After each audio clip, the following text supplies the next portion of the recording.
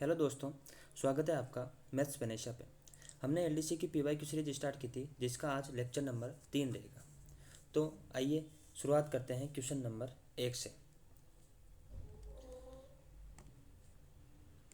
Question number 1 क्या कह रहा है? आयताकार क्षेत्र की एक भुजा 5 मीटर है तथा विकर्ण 13 मीटर है, तो उसका क्षेत्रफल ज्ञात कीजिए। पहले क्या करना है, मान लो ये एक आयत है। मान लो ये एक क्या है, ये एक आयत है। इसकी ये भुजा है ए, बी, सी और डी। इसने क्या कहा है कि आयताकार क्षेत्र की एक भुजा, मान लो चौड़ाई है 5 मीटर। इसका एक विकर्ण दे रखा है, विकर्ण ये वाला कोई सा भी मान लो, ये मान लो विकर्ण कितना दे रखा है 13 सेंटीमीटर। अब आपको पता है कि आयत का प्रत्येक कोण कितने डिग्री का होता है, 90 डिग्री का। अब मैं अलग से बता देता हूँ आपको। मान लो ये अलग से ये एक त्रिभुज बन रहा है यहाँ पर, कौन सा, ए डी सी, जिसकी ये भुजा कितनी है 13, ये भुजा कितनी है 5। अब आपको पता है ये 90 डिग्री यहाँ पर कोण है, तो ये एक क्या बनेगा, समकोण त्रिभुज बनेगा। समकोण त्रिभुज में आपको पता है कि ये ट्रिपलेट बनता है, कौन सा, 5, 12, 13। ये ट्रिपलेट बनता है समकोण त्रिभुज में। और इसका फॉर्मूला भी मैं आपको बता देता हूँ। ये मान लो हाइट है, ये मान लो बेस मतलब आधार है, और ये मान लो कर्ण है। तो इसका सूत्र होता है ऊंचाई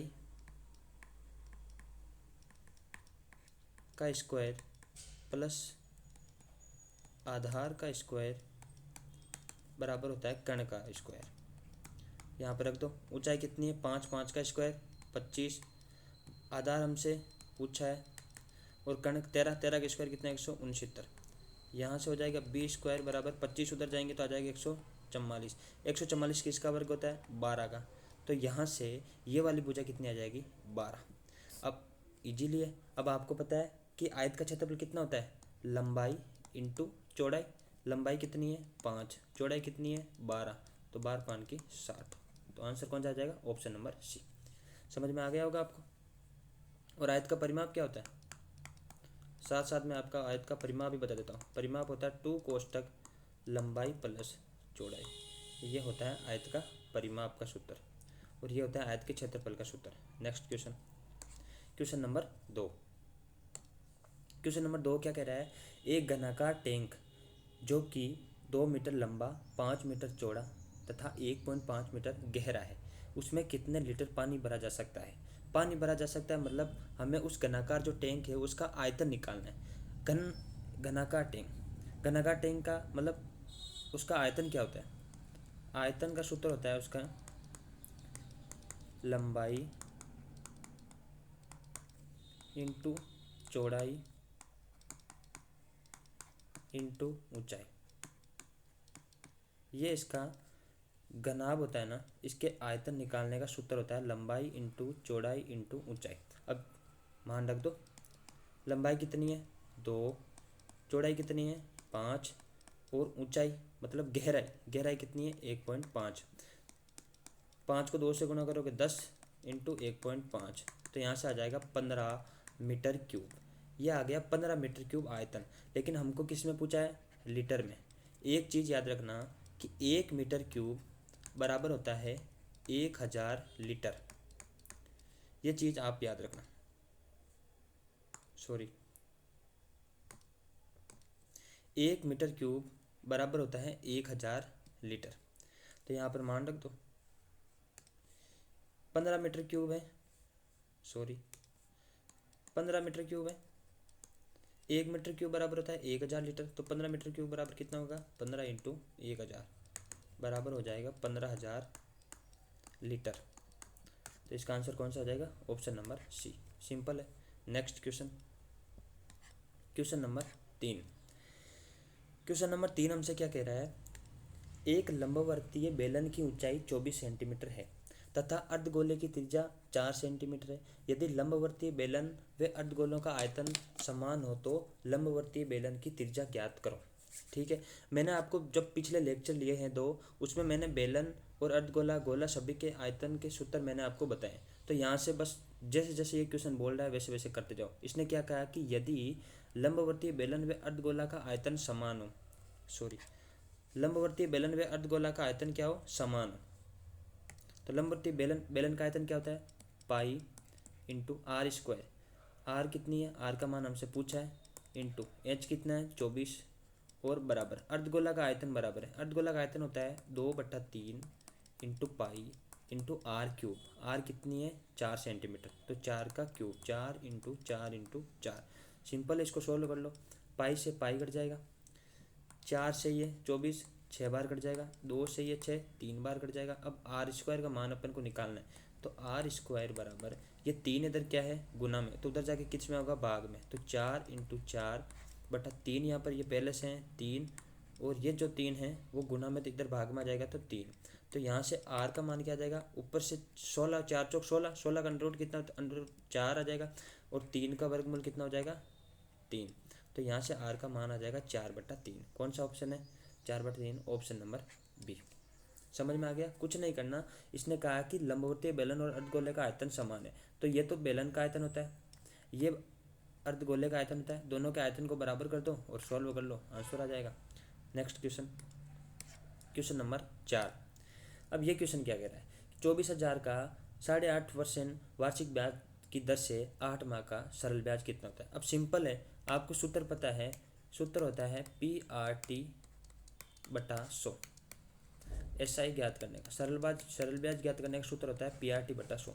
सिंपल, मान रख दो 24,000 धनराशि है, इस पर रेट कितनी है 8.5%, मतलब 17/2, परसेंट का मतलब 100 इंटू 8 माह का, 8 महीने, इसको वर्ष में बदलेंगे तो 12 का भाग दे देंगे, क्योंकि एक साल में कितने महीने होते हैं 12, तो 8 महीने, 8 महीने को साल में बदलेंगे तो 12 का भाग दे देंगे। बस इसको सोल्व कर लो, 2 जीरो से 2 जीरो, अब 12 दूना 24 से ये कितने बार कट जाएगा 10 बार, 70 136, 136 और ये जीरो, तो इसका आंसर आ जाएगा 1360। कौन सा ऑप्शन है, option number D. Next question, question number 5। अब ये पार्टनरशिप का क्वेश्चन है। अब इसमें क्या है, सुरेश एवं महेश ने क्रम से 1,15,000 तथा 1,85,000 निवेश कर एक व्यापार प्रारंभ किया, ठीक है।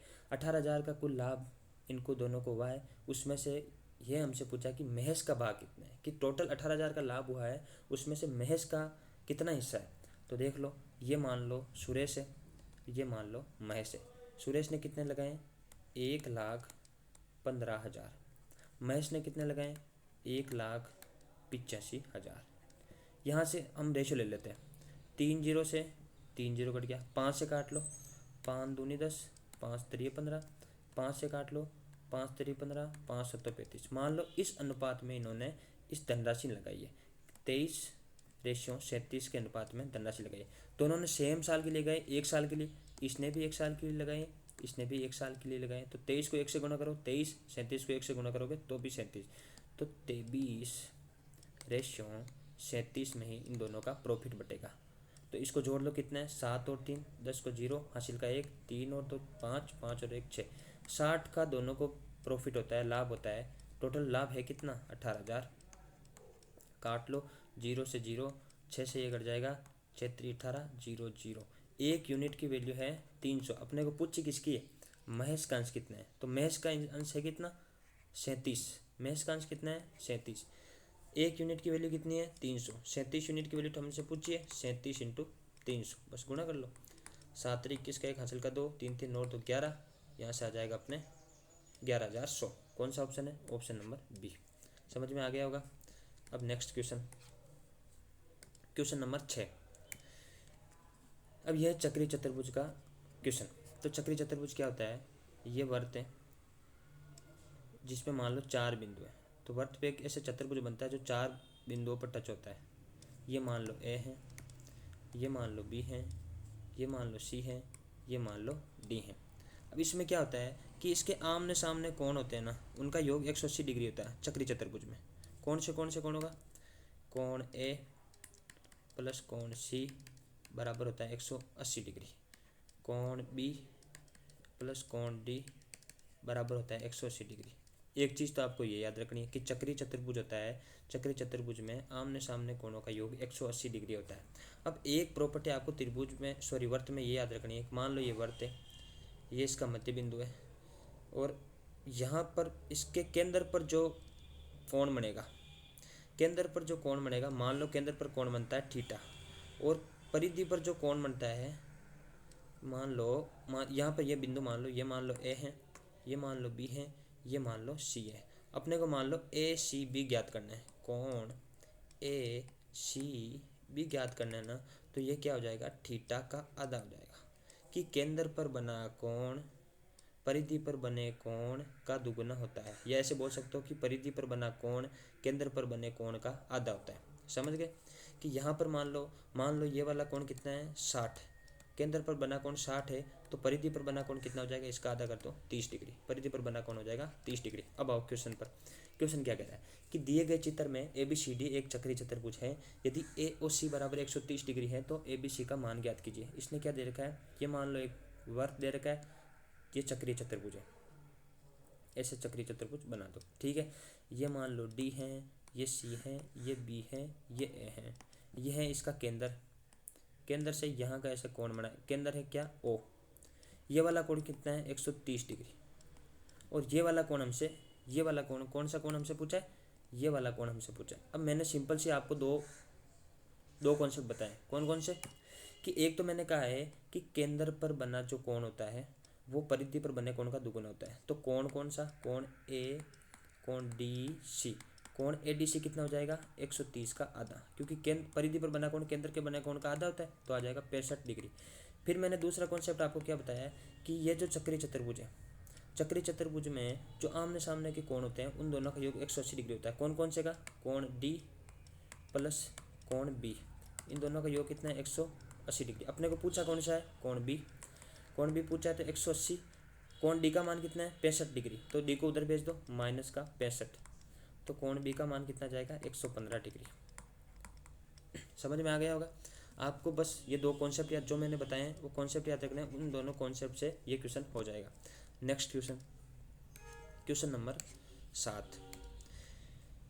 इस क्वेश्चन में कहा गया है एक खंभा 24 मीटर ऊंचा है जिसकी छाया 8√3 मीटर लंबी है, तो हमें सूर्य का उन्नयन कोण बताना है।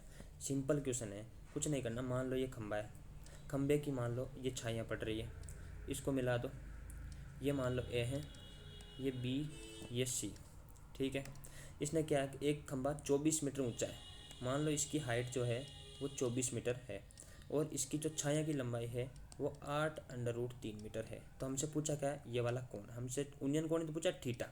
तो आपको एक चीज़ पता होगी कि टेन थीटा बराबर होता है लंब बटा आधार। तो लंब कौन सा है यहाँ पर, ए बी, आधार कौन सा है, आधार ये वाला है, आधार कौन सा है, बी सी।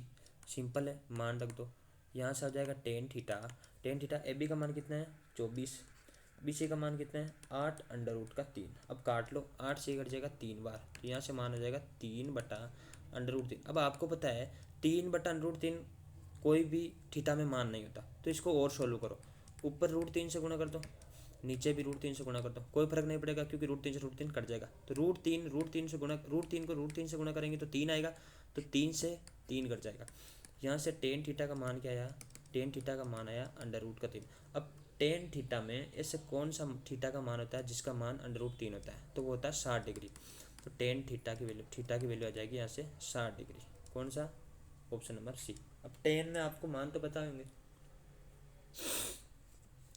टेन 60 डिग्री का मान √3 होता है, तो यहाँ से थीटा का मान आ जाएगा 60 डिग्री। आपको टेबल याद करनी है थीटा की सारी, sine cos tan cot sec cosec सभी के थीटा का मान याद रखना बहुत ज़रूरी है। तो मैं आपको इसकी पीडीएफ दे दूंगा टेलीग्राम चैनल पर, आप उसको ज्वाइन कर लेना, वहाँ पर मैं पीडीएफ डाल दूंगा, वो आप पढ़ लेना। Next question, question number 8।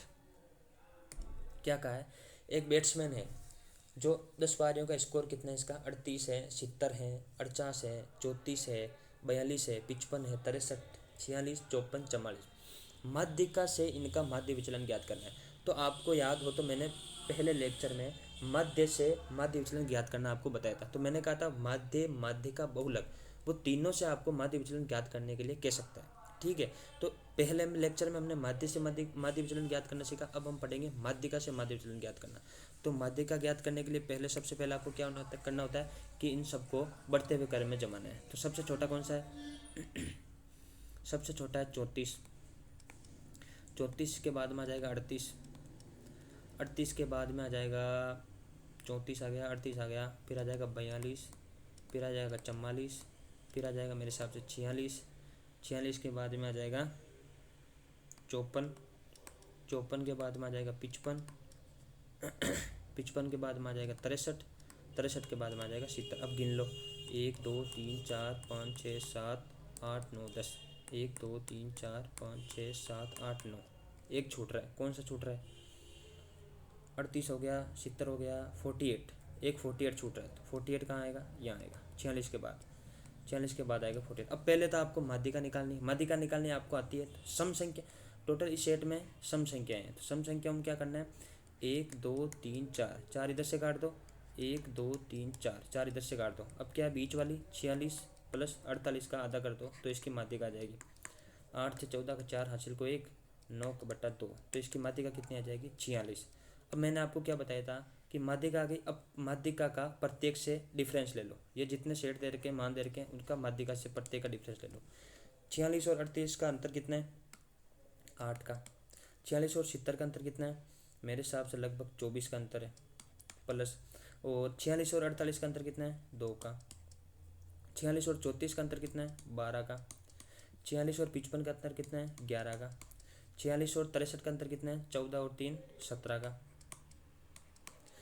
और 46 और 46 का अंतर कितना का है? 0। और 46 और 54 का अंतर कितना का है? 4 4 8 का। और 46 और 44 का अंतर हो जाएगा 2 को। इन सबको जोड़ के जितनी संख्याएं हैं उनका भाग देना है। संख्या कितनी थी? 10, बस इसको जोड़ लो।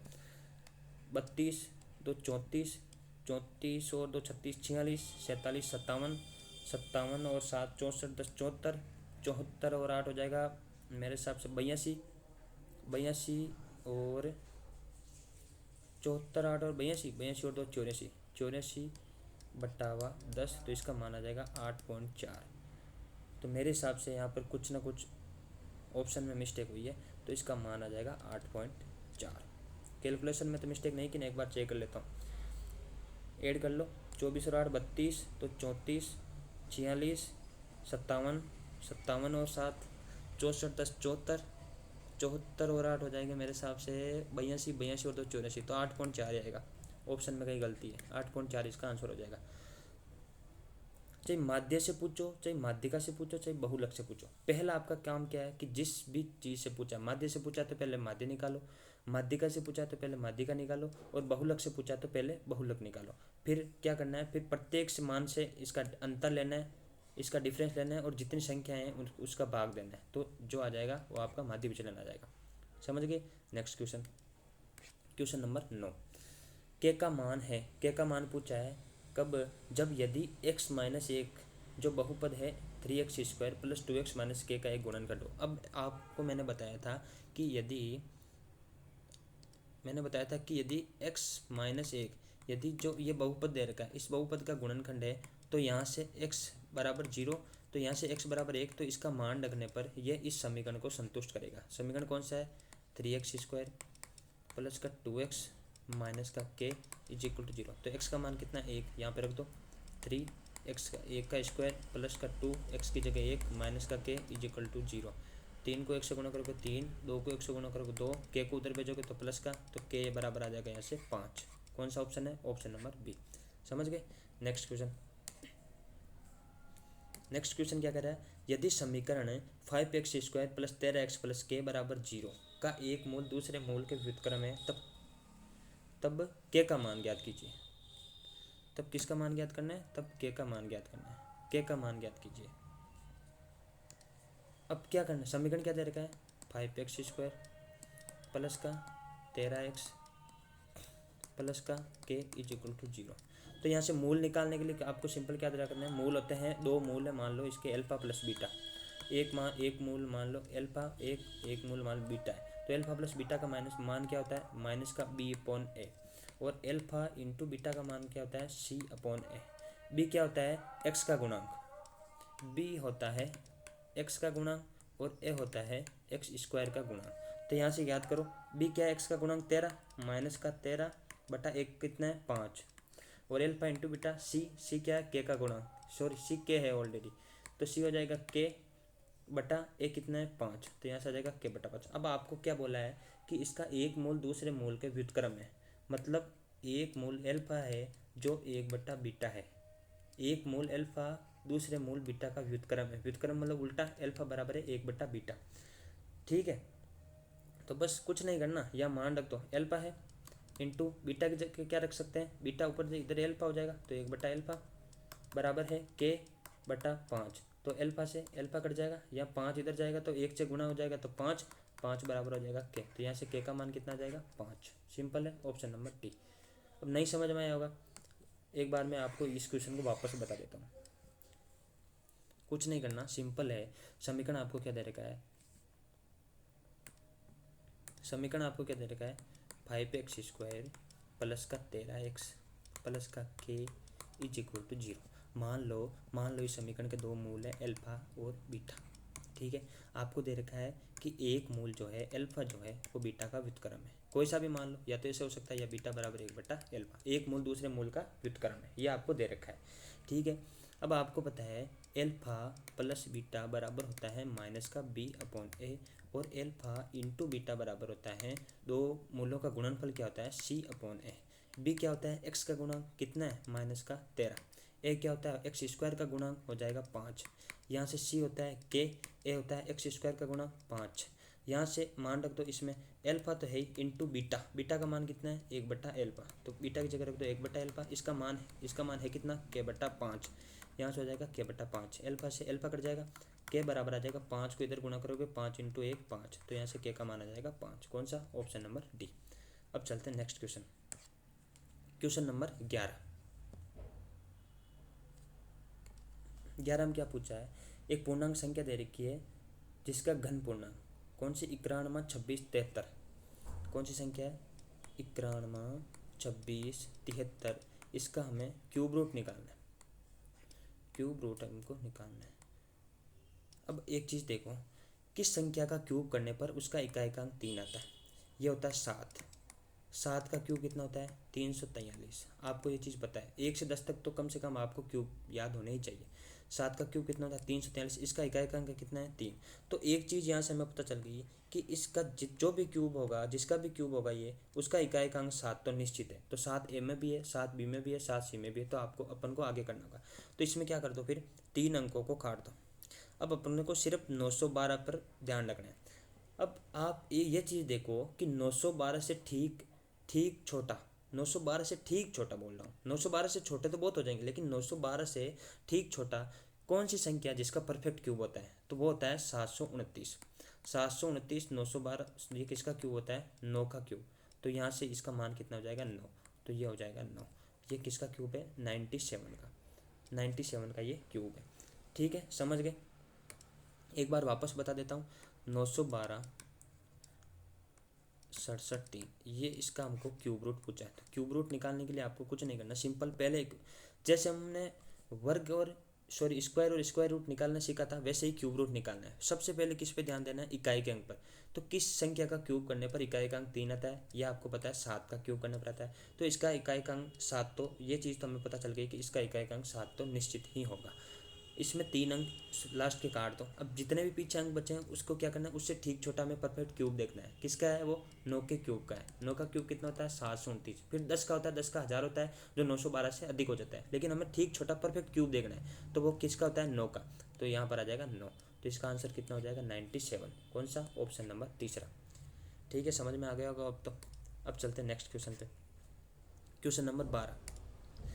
प्रथम 10 अभाज्य संख्याओं की माध्यिका पूछिए। अब पहले तो हमें ये देखना होगा कि प्रथम 10 अभाज्य संख्याएं होती कौन सी है, कौन सी होती है। पहली अभाज्य संख्या होती है 2, फिर होती है 3, फिर होती है 5, फिर होती है 7, फिर होती है 11, फिर होती है 13, फिर होती है 17, फिर होती है 19, फिर होती है 23, फिर होती है 29। देख लो 10 होगी क्या, 1 2 3 4 5 6 7 8 9 10, 10 अभाज्य संख्या। तो पहली शुरुआत की 10 अभाज्य संख्याएं कौन सी है, ये वाली। अभाज्य संख्या क्या होती है, जिसमें एक का और स्वयं का ही भाग दें। जैसे 3 है, 3 किससे कटता है, 3 में 1 का भाग जाता है, 3 का भाग जाता है, इसके अलावा किसी भी संख्या का भाग नहीं जाता, तो वो होती है अभाज्य संख्या। तो यह है शुरुआत की 10 अभाज्य संख्या। अब हमसे क्या पूछा है कि 10 अभाज्य संख्याओं की हमसे माध्यिका पूछिए। तो माध्यिका ज्ञात करने के लिए सूत्र होता है n/2 प्लस n बाई टूवा पद, पहले तो n बाई, एक तो होता है n बाई टूवा पद, एक होता है n बाई टू प्लस वनवा पद। कौन कैसे? टोटल संख्या कितनी है? 10, 10/2वां पद कौन सा? पाँचवा। 1 2 3 4 कट गया, एक तो पाँचवा पद तो कौन सा है? 11। फिर होता है n by two plus one, पाँचवा प्लस 6, 1 प्लस 5 6, छठवां पद कौन सा है? 13। ये हो जाएगा 13 और फिर इसका कर दो आधा, तो ये हो जाएगी इसकी माध्यिका। 13 और 11 कितने होते हैं? 24, 24 में 2 का भाग दे दो, आंसर आ जाएगा इसका 12। कौन सा है? ऑप्शन नंबर तीसरा। Next question. अब एक ये है ट्रिग्नोमेट्री का क्वेश्चन। इसमें क्या कह रहा है कि कोस स्क्वायर ए प्लस कोस ए बराबर मान दे रखा है हमको 1। हमसे पूछा क्या है? साइन की power 4a plus sine square A. इसका मान हमसे पूछा कि इसका मान क्या हुआ। तो पहले इसको सोल्व करते हैं। क्या करते हैं कि कोस ए बराबर क्या है? 1। कोस स्क्वायर ए को उधर भेजेंगे तो माइनस का हो जाएगा, माइनस का कोस स्क्वायर ए। अब आपको एक चीज़ पता होना चाहिए आपको कि साइन स्क्वायर थीटा बराबर होता है 1 माइनस का कोस स्क्वायर थीटा, या फिर ऐसे भी बोल सकते हो आप कि कोस स्क्वायर थीटा बराबर होता है 1 माइनस साइन स्क्वायर थीटा। ये चीज़ आपको याद होनी चाहिए। तो यहाँ पर है 1 माइनस का कोस स्क्वायर थीटा, तो ये किसके बराबर है? साइन स्क्वायर थीटा के। तो यहाँ से हो जाएगा कोस ए बराबर साइन स्क्वायर ए। अब हमको मान चाहिए किसका? साइन की पावर 4a का। हमारे पास मान है किसका? साइन स्क्वायर ए का। तो एक काम करो, दोनों तरफ स्क्वायर कर दो, इधर भी स्क्वायर कर दो, इधर भी स्क्वायर कर दो। तो यहाँ से हो जाएगा कोस स्क्वायर ए बराबर हो जाएगा साइन की पावर, स्क्वायर को स्क्वायर गुणे से करें, साइन की पावर 4a। साइन की पावर 4a का मान कितना है? कोस स्क्वायर है। यहाँ पर रखो, साइन की पावर 4a की जगह हम क्या रख सकते हैं? कोस स्क्वायर है। तो साइन की पावर 4a की जगह रखा कोस स्क्वायर है, आगे है साइन स्क्वायर है। अब आपको एक सर्वसमीका आपको पता ही होगी कि sine square theta plus cos square theta बराबर होता है 1। ये चीज़ आपको पता है। तो यही यहाँ पर भी यही है कि कोस स्क्वायर है प्लस साइन स्क्वायर है, cos square theta plus sine square theta बराबर क्या होता है? 1। तो इसका आंसर क्या आ जाएगा? ऑप्शन नंबर दूसरा, 1 इसका आंसर आ जाएगा। अब चलते हैं नेक्स्ट क्वेश्चन, क्वेश्चन नंबर 14। इसमें क्या कहा है? यदि बिंदुओं ए बी, बी सी और सी ए से बने एक त्रिभुज का केंद्रक मूल बिंदु पर है तो A cube B cube C cube का माध्य बताओ। तो आपको केंद्र के 3 बिंदु दे रखे हैं। 3 बिंदु कौन कौन से हैं? A comma B, B comma C और सी कोमा ए के मध्य बिंदु को निर्देशांक निकालने का सूत्र आता है। कौन सा होता है? ए प्लस बी प्लस सी बटा 3। ये तो एक्स एक्स के निर्देशांक, फिर वाई वाला जोड़ लो, B plus C plus A by 3। ये होता है वाई एक्स के निर्देशांक। तो ये निर्देशांक है। तो हमको मूल केंद्र, इसके निर्देशांक से बने त्रिभुज का केंद्र कहाँ पर है? मूल बिंदु पर। मूल बिंदु से निर्देशांक होते कितने? 0,0। तो इसका मान भी 0 है, इसका मान भी 0 है। तो ए प्लस बी प्लस सी बटा 3 का मान है कितना? 0। 3 को उधर भेजोगे, 0 से गुणा करोगे तो 0 ही आ जाएगा। ए प्लस बी प्लस सी बराबर आ जाएगा कितना? 0। अब हमसे पूछा क्या है क्वेश्चन में? हमसे क्वेश्चन में क्या पूछा है? क्वेश्चन में पूछा है A cube plus B cube plus C cube का माध्य। A cube plus B cube plus C cube का माध्य ज्ञात करने के लिए A cube plus B cube plus C cube जितनी संख्या है उसका भाग दे दो। कितनी है? 3। इसका माध्य हमसे पूछा है। अब एक चीज़ आपको यहाँ पर याद रखनी है। कौन सी?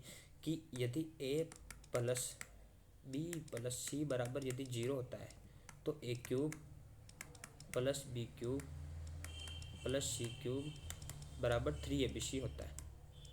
यदि A plus B plus C बराबर 0 है तो A cube plus B cube plus C cube बराबर 3abc होता है। तो यहाँ पर A plus B plus C बराबर 0 है तो A cube plus B cube plus C cube की जगह क्या हो जाएगा? 3abc। नीचे क्या है? 3 से 3 कट जाएगा, आंसर आ जाएगा abc। ये चीज़ आप एलजेब्रा में पढ़ोगे। जब एलजेब्रा में आपको आगे पूरा टॉपिक कराऊंगा तब इस चीज़ को डिटेल से पढ़ेंगे।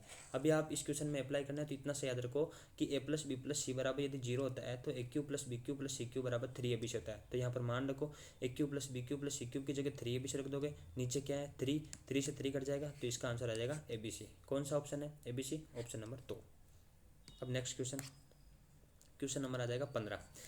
एक राशि चक्रवर्ती ब्याज की दर से 5 वर्ष में दोगुनी हो जाती है, तो यह 8 गुनी कितने साल में होगी। तो मैंने आपको बेसिक तरीके से तो बताया था पहले लेक्चर में, जब ये PYQ सीरीज का हमने जब पहला लेक्चर किया था तो बेसिक तरीके से भी मैंने बताया था और आपको सीधा भी बताया था। तो बेसिक तरीके से तो आप समझ गए होंगे। अब इस क्वेश्चन को मैं सीधे तरीके से ही बताऊंगा। इसमें क्या पूछा है कि 5 वर्ष में कितनी राशि कितनी हो जाती है, दोगुनी। हमको पूछा है 8 गुनी, तो इसका क्यूब करने पर 8 आएगा, तो इसका क्यूब करेंगे तो ये 2 का क्यूब कितना होता है 8, तो ये 8 गुनी हो जाएगी।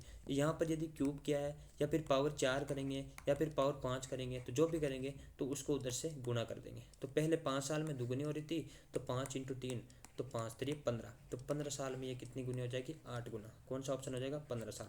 मान लो एक एग्जाम्पल और बताता हूँ मैं इस चीज़ का। मान लो कोई संख्या, कोई राशि है, वो 5 साल में कितनी हो रही है, 5 साल में मान लो वो 3 गुनी हो रही है। 5 साल में वो 3 गुनी हो रही है, तो हमसे पूछा है मान लो कि वो 27 गुनी, वो 27 गुनी कितने साल में होगी। तो 3 का क्यूब करने पर 27 आएगा। 3 का क्यूब कितना होता है 27, तो 3 का क्यूब करने पर 27 गुनी होगी। तो यहाँ पर क्यूब कर रहे हैं, तो यहाँ पर क्या करना है, 3 से गुणा करना है। तो यहाँ पर हो जाएगा 15 साल, 5 3 15, तो 15 साल में वो 27 गुनी हो जाएगी। उसी प्रकार इस चीज़ को सोल्व करना है।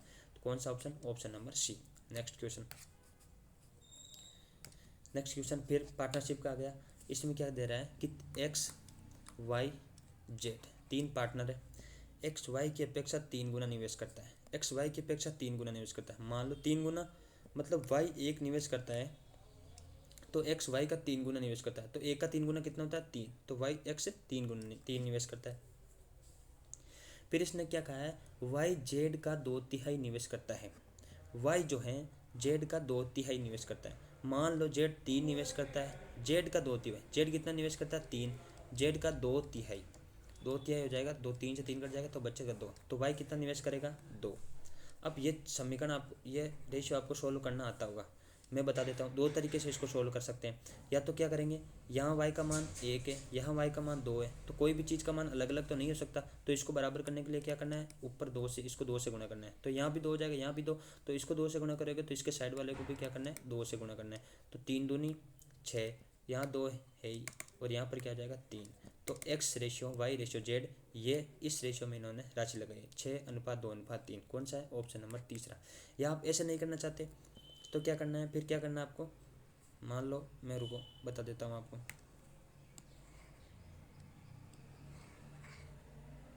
मान लो आप ऐसे नहीं करना चाहते तो इसको सीधा कैसे सोल्व करना है, इसको इससे गुणा कर लो, सॉरी इसको इससे गुणा कर लो, कितना 3 दूनी 6, सीधे वाले को सीधे वाले से गुणा कर लो, 2 एकम 2, और इस साइड वाले को साइड वाले से गुणा कर लो, तिरछा गुणा करना है, 3 एकम 3। तो यही रेशियो सेम वैसे ही रेशियो है 6:2:3। क्या करना है, इसको इससे गुणा, इसको सीधे वाले को सीधे से गुणा, और साइड में तिरछा वाले को तिरछे गुणा, तो ये आ जाएगा 6:2:3। कौन सा है, ऑप्शन नंबर तीसरा। अब चलते हैं नेक्स्ट क्वेश्चन, क्वेश्चन नंबर 17। क्या कह रहा है, एक पुत्र एवं उसके पिता की आय का अनुपात 1:4 है, ठीक है। उनकी आयु का गुणनफल 196 है।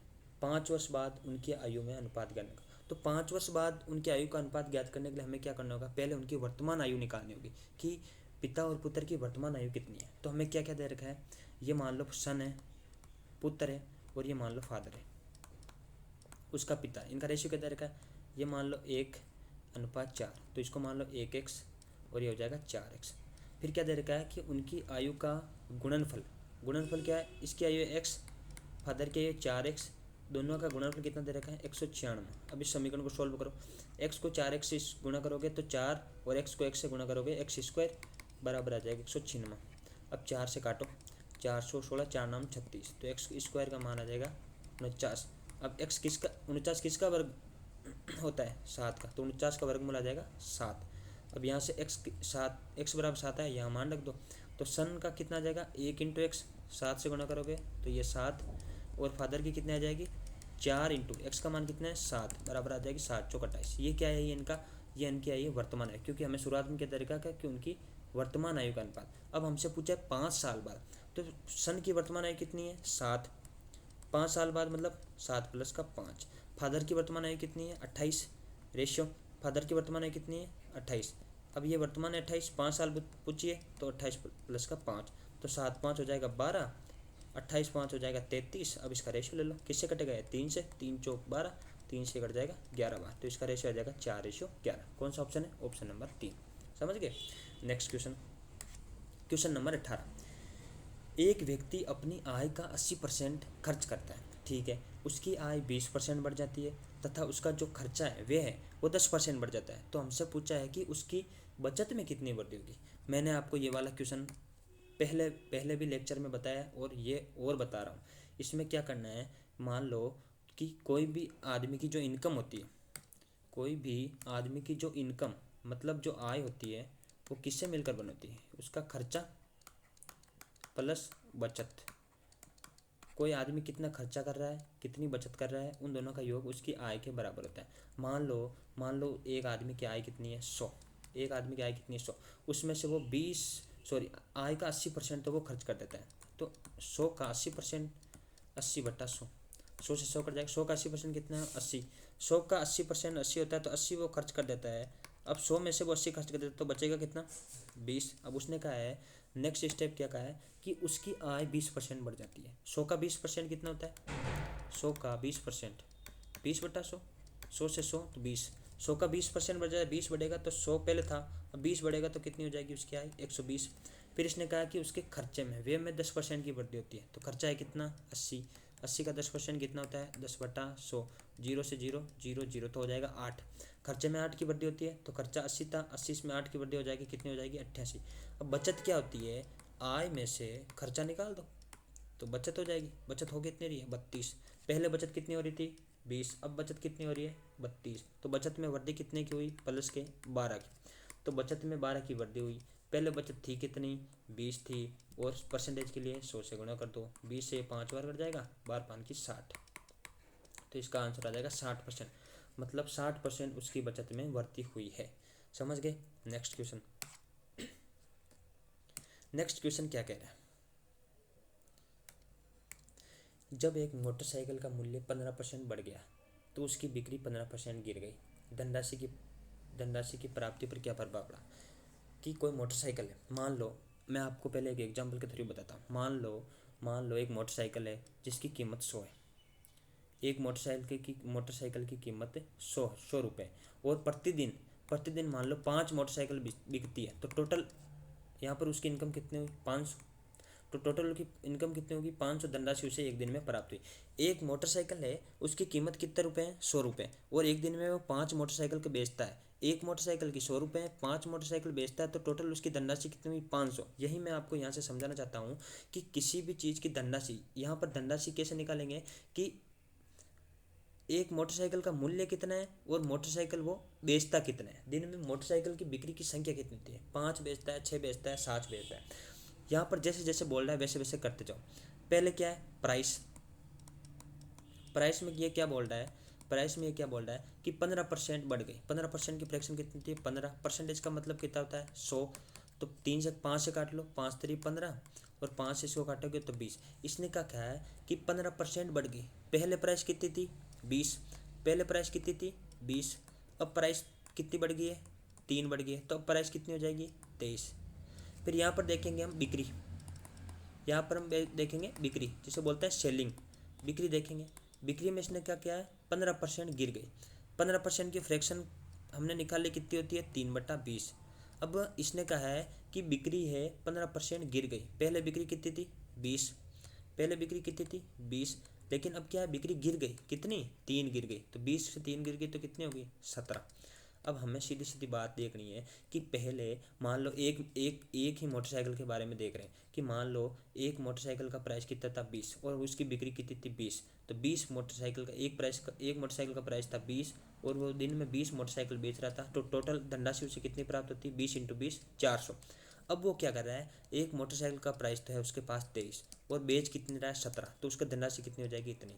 70 × 51 का 1 हासिल का 5, 70 दूना 34 और 5 हो जाएगा 39। तो अब उसको धनराशि प्राप्त होती है इतनी। तो इसने क्या पूछा है कि धनराशि पर बड़ा प्रभाव क्या है?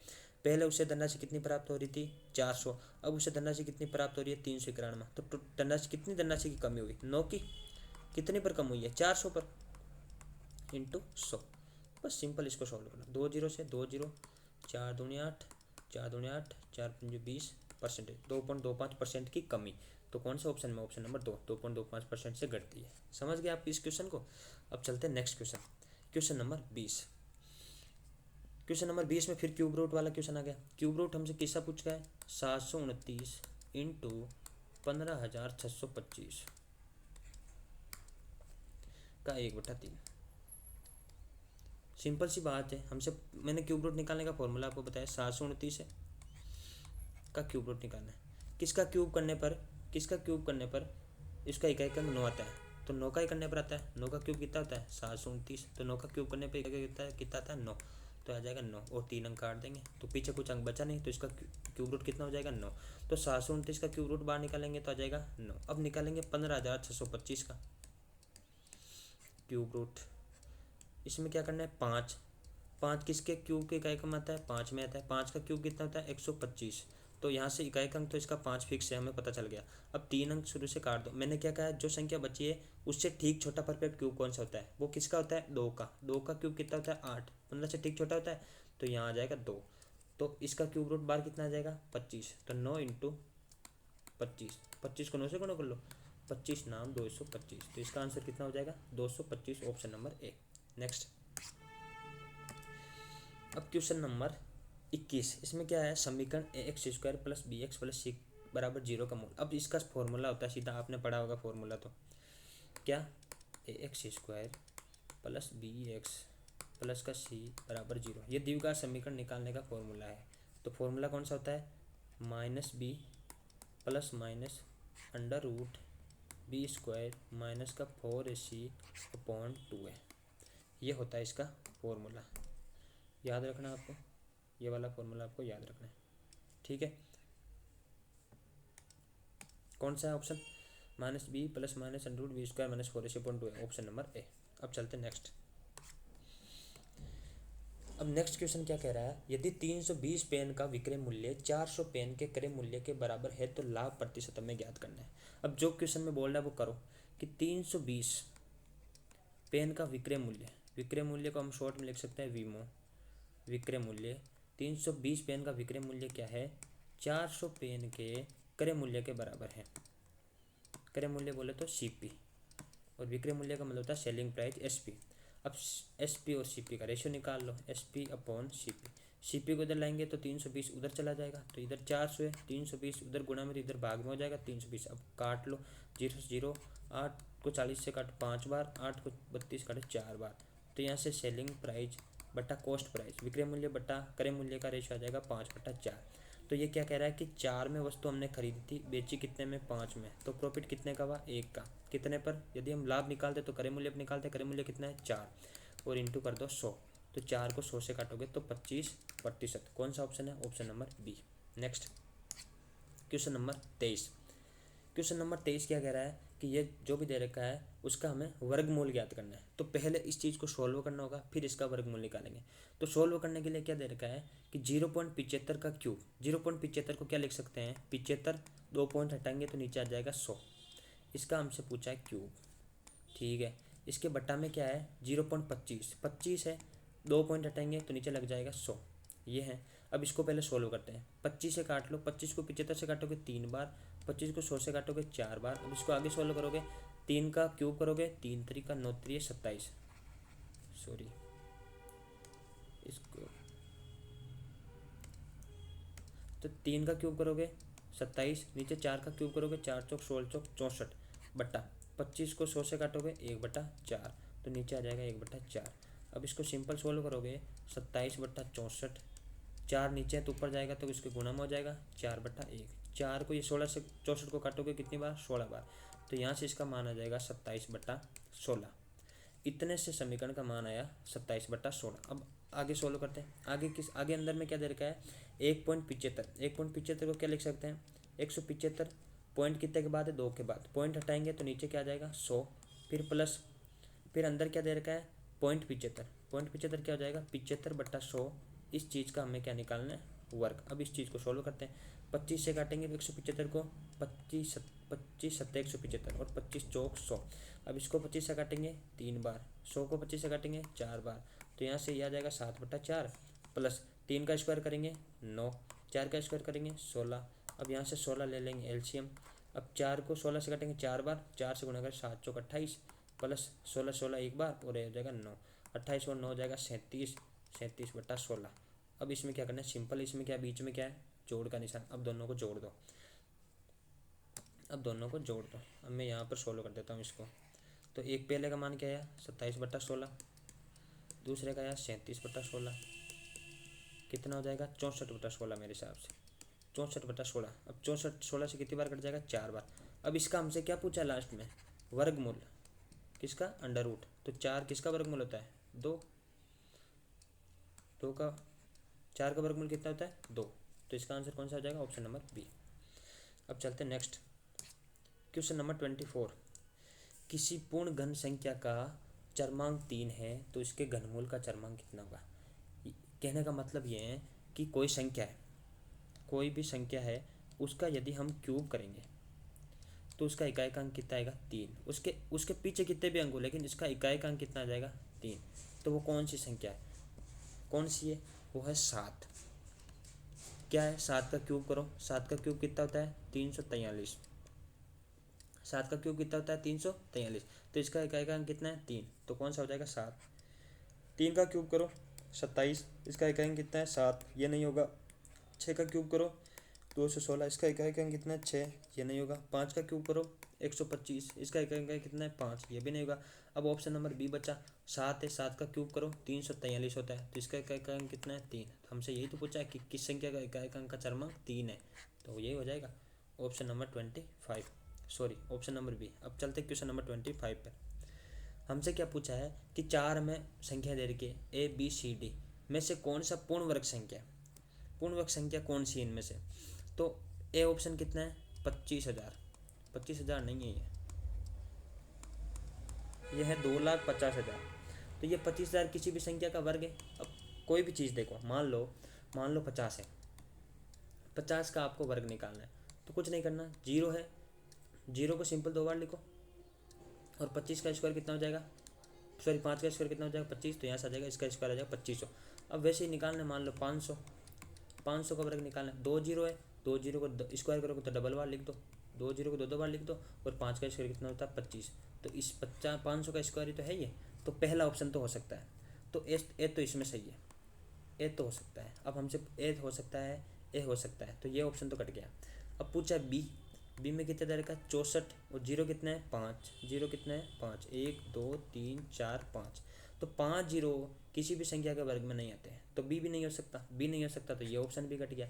फिर देख लो डी, ए तो हो गया होगा, डी चेक कर लो, डी कितना है 1। अब इसमें 0 कितना है 2 4 6 7। अब इसमें भी 0 1 2 3 4 5 6 7, तो किसी की भी संख्या के वर्ग में 7 0 नहीं होते, तो ये भी कट गया ऑप्शन नंबर डी। तो कौन सा बचा only A, option number A इसका आंसर हो जाएगा। अब टोटल 25 क्वेश्चन थे, मैंने आपको टोटल 25 क्वेश्चन करवा दिए हैं, तो ये हमारा लेक्चर नंबर 3 भी कंप्लीट होता है। तो अब आप कमेंट में ये बताना कि आपको क्वेश्चन कैसे लग रहे हैं, इजी हैं, मॉडरेट हैं या हार्ड है। आप ये बताओ कि मुझे नेक्स्ट जो मैं लेक्चर लाऊंगा, जो मॉक बनाऊंगा, उसमें आप मेरे को कैसे क्वेश्चन रखने हैं, थोड़े से हार्ड करने हैं या थोड़े से ईजी करने हैं। ठीक है, धन्यवाद।